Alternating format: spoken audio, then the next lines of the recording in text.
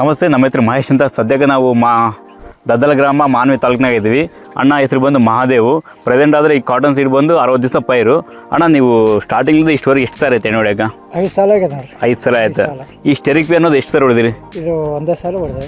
40XL ಇದು 2 ಸಲ. 2 ಸಲ ಹೊಡೆದಿರಿ. ಸೊ ವೆರಿಡೇಷನ್ ಕಂಪನಿ 40XL ಅದನ್ನು ಸ್ಟೆರಿಕ್ ಪಿ ಅದು 3 ಟೈಮ್ಸ್ ಇದು ಹೊಡೆದಾಗೈತೆ. ಒಂದ್ಸಲ ನೀವು ನೋಡ್ಬೋದು ಅದು ಸೆಟ್ಟಿಂಗ್ ಹೆಂಗೆ ಬಂದಿದೆ.